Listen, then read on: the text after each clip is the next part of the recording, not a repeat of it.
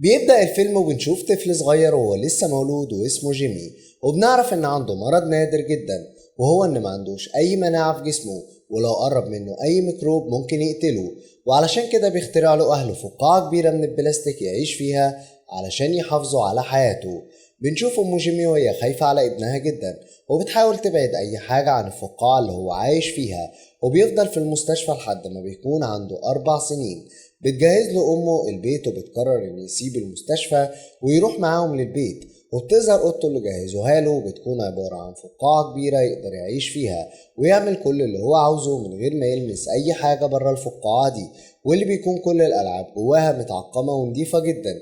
وكمان بتستخدم أم قفازات علشان لو عاوزة تلمس ابنها. بتكون حياة جيمي كلها جوا الفقاعة، ولما بيفكر إنه يطلع براه بتحكي له أمه قصة عن الأمير اللي حب يخرج من أوضته فاتخطف، وبتفتح له على قناة تلفزيون واحدة، وبتجيب له دايما مجلة واحدة، وبتفهمه إن مفيش أي قناة أو مجلة تانية في العالم غير دول.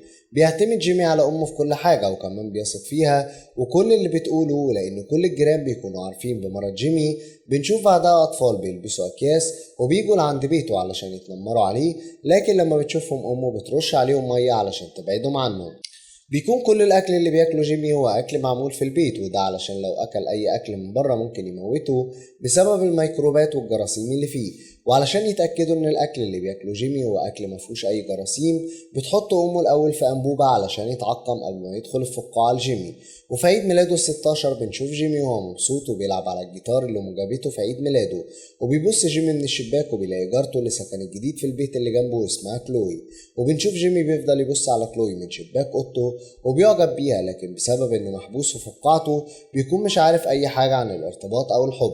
بتلاحظ امه اعجابه ببنت الجيران، وبتبدأ تحكي له عن قصة لواحد مات لما ارتبط ببنت الجيران. بتمر السنين وبيفضل جيمي يراقب كلوي وبتلاحظ كلوي، واللي بنشوفها بعدها مع شلة صحاب، واللي بيتريقوا عليه لانه عايش عمره كله في فقاعة، لكنها بتدافع عنه وبتتضايق من كلامهم عنه بالطريقة دي. وفي يوم بنشوف كلوي بتروح لبيت جيمي وبيفتح ابوه، وبتشوف كلوي التجهيزات اللي معمولة لجيمي في البيت علشان يفضل دايما متعقم وبعيد عن اي ميكروبات. وبتوصل كلوي لفقاعة جيمي، واللي اول ما بيشوفها بيتوتر ومش بيعرف يتكلم، وده لانه عمره ما اتكلم قبل كده مع اي بنت. بتقول كلوي انها معجبة جدا بالجيتار بتاعه وبيدولها، وكمان بيمسك ايديها بالقفازات علشان يقدر ان يعلمها ازاي تعزف عليه. وفي وسط العزف بتسمعه كلوي بيعزف النشيد الوطني الامريكا، وبتستغرب كلوي جدا من براءته وهو في السن ده. بيتكرر الموضوع ده وبنشوف كلوي بتيجي لجيمي كل يوم وبيلعبوا على الجيتار، وبتكون امه متضايقه ان كلوي بتيجي لجيمي، وبتقعد تنظف في البيت كويس بعد كل مره بتدخل فيها كلوي لجيمي الاوضه.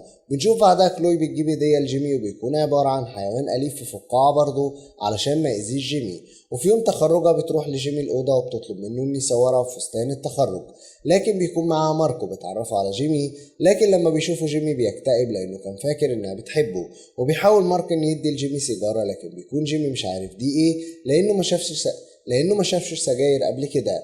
بتروح له كلوي بعدها اوضته وبتوري له الخاتم اللي جابه مارك، وبتقول لجيمي ان مارك اخيرا اعترف لها بحبه وانهم هيتجوزوا بعد اسبوع في شلالات نياجرا. بيحبط جيمي جدا لكن بيحاول يداري زعله، وبتكون جايبه له هديه بمناسبه جوازها، لكنه بيرفض ياخدها من فتحه التعقيم اللي موجوده في الفقاعه. وكمان بيخرج لها الحيوان الاليف اللي جابته قبل كده، وبتعيط كلوي وبتسيبه وبتمشي. وبعد ما بتمشي بيفتح جيمي الهديه علشان يلاقي الهديه مكتوب عليها كلمه بحبك، وبيفرح جدا وبيفضل ينادي عليها لكنها بتكون خرجت من البيت. بنشوف بعدها بيحاول يعمل فقاعة متحركة، وبنعرف انه بيحاول يعمل كده علشان يوصل المكان اللي فيه الفرح ويعطله، وفعلا بيقدر انه يعمل الفقاعة المتحركة. وبنشوفه بيخرج بشويش من البيت وبيجري في الشارع وهو مبسوط لانها كانت اول مرة يخرج من اوضته. بيوصل لمحطة الأتوبيس وبيطلب من الموظف تذكرة، لكن بيرفض الموظف لأن جيمي نسى إنه يجيب فلوس من البيت. بنشوف جيمي بيعدي الشارع وهو زعلان لأنه مركبش الباص، لكن بيكون في أتوبيس معدي بسرعة وبيخبط جيمي، لكن الفقاعة بتنقذ حياته. وبيعرض الناس اللي كانوا في الأتوبيس إن يركب معاهم، وبيفرح جيمي جدا وفعلا بيركب معاهم. وفي الطريق بيكتشف إنهم جماعة دينية، وبيفضل جيمي يتريق على ديانتهم طول الطريق وبيتعصبوا عليه وبيقرروا ينزلوه وبيكملوا طريقهم.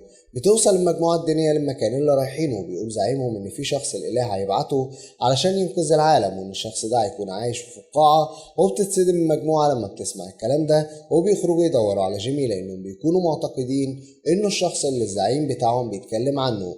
بنرجع لجيمي اللي بيعدي عليه واحد بموتوسيكل اسمه سليم، وبيحكي له جيمي انه عاوز يوصل لشلالات نياجرا علشان يعطل جواز حبيبته كلوي من مارك، وبيقرر سليم ان يساعده ويوصله بالموتوسيكل بتاعه. بنروح لبيت جيمي وبتروح امه تدخله الفطار، لكن بتتفاجئ انه مش موجود وبتبلغ الشرطه وبتقرر تدور عليه بنفسها هي وجوزها. بيوصل جيمي مع سليم لمدينة فيجاس وبيدخلوا كباريه، لكن لأنه مبقاش باقي غير يومين على فرح كلوي بيسرق جيمي موتوسيكل سليم وبيكمل رحلته لشلالات نياجرا. وفجأة بيعمل حادثة مع عربية، لكن الفقاعة بتقدر إنها تنقذ حياته، وبنشوف الفقاعة بتخبط في الأرض وبتدخل بيه جوه قطر الباب بتاعه كان مفتوح. وفي القطر بيقابل مجموعة من المشوهين جسديا وبيعملوا عروض، وبيقولوا له ان في واحد اسمه فريك بيستغلوه في العروض غصب عنهم. وبيظهر فريك اللي بنكتشف انه قزم وبيحاول يهاجم جيمي، لكن الفقاعة بترميه لبعيد وبيفقد وعيه، وبيقدر جيمي انه يساعد المشوهين انهم يهربوا من استغرار فريك ليهم. بيدخل بعدها جيمي المطعم وبيلاقي مجموعة ضباط بيتنمروا على واحد هندي اسمه باش بوب، وبيطلب منهم جيمي ان حد يوصله لشلالات نياجرا. ولما بيسألوه هو ليه عامل فقاعة بيقول لهم ان ما عندوش مناعة، وساعتها بيفتكروا ان عنده مرض معدي وبيسيبوا المطعم وبيجروا. بيحصل لخبطة في المطعم وبنشوف حريقة كبيرة جوه المطعم، وبيجري باش بوب وبيقول لجيمي يركب معاه وانه هيوصله لشلالات نياجرا. بتوصل ام جيمي لفريك اللي بيقول ان جيمي عاوز يوصل للمكان اللي فيه فرح كلوي، وبتتضايق امه جدا وبتكلم كلوي وبتتهمها انها السبب ان ابنها يسيب الفرح واحتمال يحصل له حاجة. بنشوف بعدها باش بوب مع جيمي في الطريق، لكن فجأة بيظهر قدامهم بقرة وبيخبطها باش بوب وبتموت. ولأنه هندي وبيقدس البقر بيكون زعلان جدا، لكن جيمي بيقول ان ديانته ده غلط ومش منطقية زي ما امه علمته، وساعتها بيتعصب عليه باش بوب وبيقرر ان يسيبه ويمشي من غير ما يوصله. بيوصل جيمي نيويورك وبيلاقي راجل كبير اسمه بيبي وبيطلب منه يوصله بعربيته، وفعلا بيوافق. وبينام جيمي في العربية وبيصحى تاني يوم، لكن بيلاقي ان بيبي مات وهو سايق، وبيحاول جيمي ينقذ نفسه لكن مش بيقدر وبيعمل حادثة، لكنه بيخرج منها سليم بسبب الفقاعة. بيوصل بعدها الكافيه على الطريق، وهناك بيحاول يكلم كلوي، لكن بيكلمه ماركو بيقول له انه خلاص لسه على الفرح ساعة واحدة وانه استحالة هيلحقهم.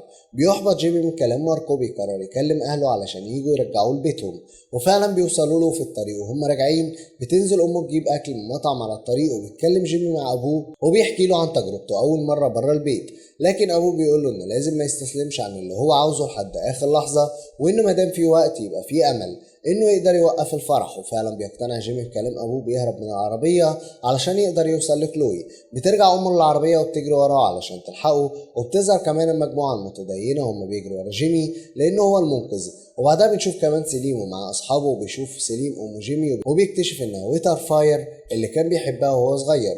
بيجري جيمي في ممر طيارات، وبتكون في طيارة على وشك انها تطير، وبيتعلق فيها جيمي وبتطير بيه، وبيوصل اخيرا لشلالات نياجرا. لكن فجأة بتحصل مشكلة في الطيارة وبيقع جيمي في المية، لكن الفقاعة بتعومه وبتنقذه وبيطلع بسرعة من المية علشان يلحق يوصل.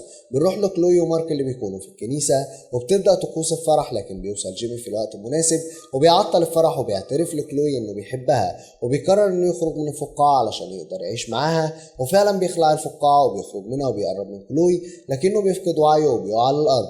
بتوصل امه وبتكون زعلانه على ابنها اللي بتكون فاكراه انه مات، وهنا بيتكلم ابوه وبيطلب منها انها تقول للناس اللي موجوده الحقيقه. وهنا بنتصدم لما بتقول ام جيمي ان ما عندوش اي امراض نقص مناعه ولا حاجه، وان دي كانت محاوله منها علشان تبعد ابنها عن الشر اللي موجود في العالم. ولما بيسمع جيمي كلام امه بيفوق وبيكون مصدوم جدا، لكنه بيقرر انه يسامحها لانها عملت كده علشان كانت خايفه عليه.